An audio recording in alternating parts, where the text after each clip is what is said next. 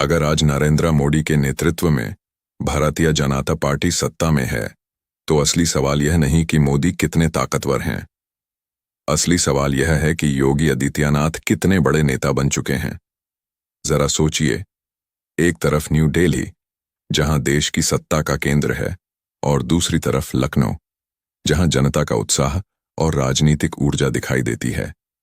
इसी समीकरण को कई लोग दिल्ली बनाम लखनऊ की राजनीति कहते हैं। राजनीति में असली सवाल यह नहीं होता कि कौन किससे डरता है। असली सवाल यह होता है कि किसके पास कितना नियंत्रण है। दिल्ली में सत्ता बैठी है, लेकिन उत्तर प्रदेश की जमीन पर सत्ता चलती है। एक तरफ देश का सबसे बड़ा चेहरा नरेंद्र मोदी है, दूसरी तरफ चुनावी रणनीति के माहिर अमित शाह, और इनके बीच एक ऐसा नेता है जो कई बार जमीन पर फैसले लेने में अपनी अलग शैली दिखाता है, योगी आदित्यनाथ। यही वजह है कि यह कहानी किसी टकराव की नहीं, बल्कि पावर बैलेंस की कहानी है। राजनीति में जब शक्ति का संतुलन बदलता है, तब नई राजनीतिक कहानी बनती है। 2017 में जब योगी आदित्यनाथ पहली बार उत्तर प्रदेश के मुख्यमंत्री बने, तब उन्हें सिर्फ एक मुख्यमंत्री नहीं बल्कि एक प्रयोग के रूप में देखा गया। लेकिन 2022 के बाद उनकी छवि बदल गई। वे कानून व्यवस्था के सख्त चेहरे के रूप में सामने आए। बुलडोजर पॉलिटिक्स उनकी पहचान बन गई और हिंदुत्व की राजनीति में वे एक मजबूत ग्राउंड लीडर के तौर पर उभरे।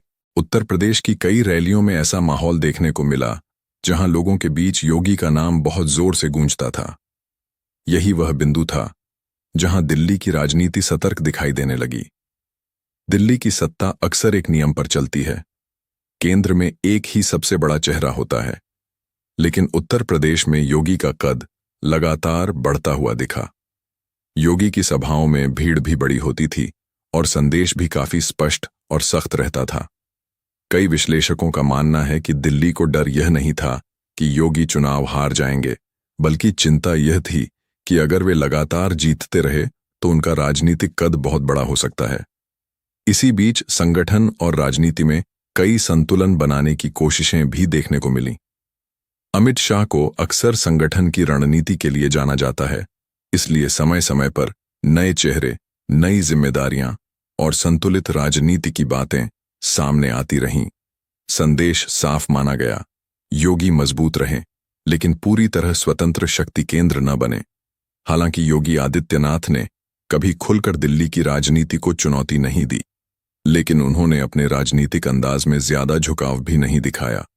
उनका संदेश अक्सर यही माना जाता है कि उत्तर प्रदेश उनकी प्राथमिकता है और वे राज्य की राजनीति पर पूरा ध्यान देना चाहते हैं। इसी वजह से 2027 का विधानसभा चुनाव सिर्फ एक राज्य का चुनाव नहीं माना जा रहा। कई राजनीतिक विश्लेषक इसे एक बड़े पावर टेस्ट की तरह देखते हैं। अगर योगी जीतते हैं तो श्रेय किसे मिलेगा, और अगर हारते हैं तो जिम्मेदारी किसकी होगी। यहीं से चर्चा 2029 की राजनीति तक पहुंच जाती है।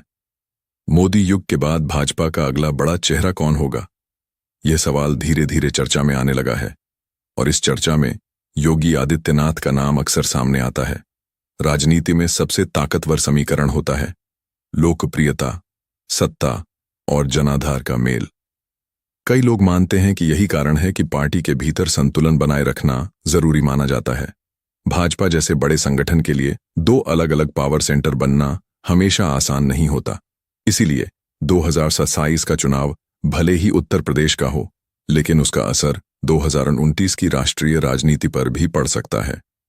सवाल अब भी वही है, क्या दिल्ली और लखनऊ साथ साथ चलेंगे, या भविष्य में लखनऊ की राजनीति दिल्ली की ओर बड़ा कदम बढ़ाएगी।